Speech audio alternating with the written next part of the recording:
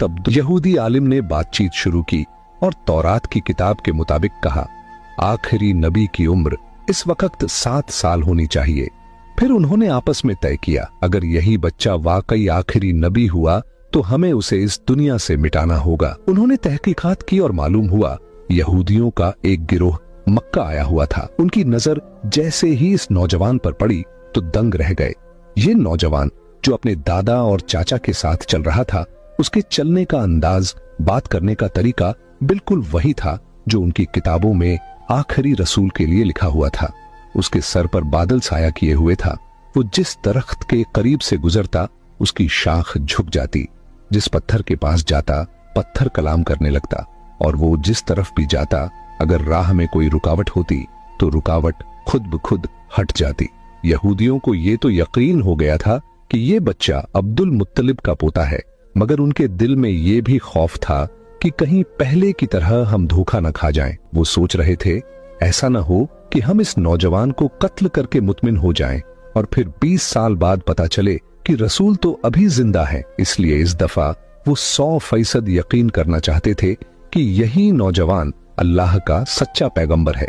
उनकी किताबों में लिखा था और उन्हें इस बात का पूरा इल्म था कि जो भी अल्लाह का रसूल होगा, चाहे पहला हो या आखिरी, लुकमा ए हराम उसके हलक से नीचे नहीं उतर सकता, बल्कि हलक क्या उसके होंठों तक भी नहीं पहुंच सकता। हराम के अलावा रिज्क ए मुश्तबह, यानी ऐसा रिज्क जिसका साफ पता न हो कि हलाल है या हराम, वो भी रसूल के होंठों को नहीं छू सकता। चुनांचे उन्होंने एक अजीब मंसूबा बनाया। मक्का में एक बेवा औरत रहती थी जिसका नाम जुबैदा था।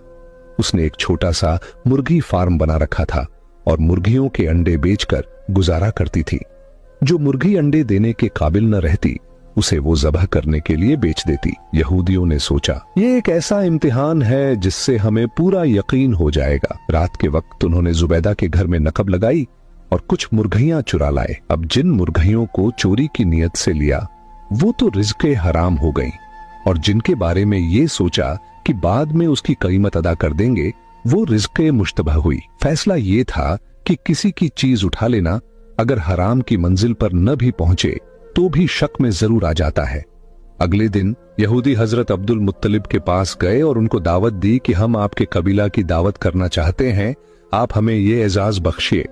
यहूदियों का असल मकसद पैगंबर ए इस्लाम का इम्तिहान लेना था, इसलिए उन्होंने हजरत अब्दुल मुत्तलिब से कहा, आप अकेले दावत में नहीं आएंगे बल्कि बनु हाशिम के सारे मर्द आएंगे और खास तौर पर आपके सब बेटे और पोते जरूर आएं। हजरत अब्दुल मुत्तलिब ने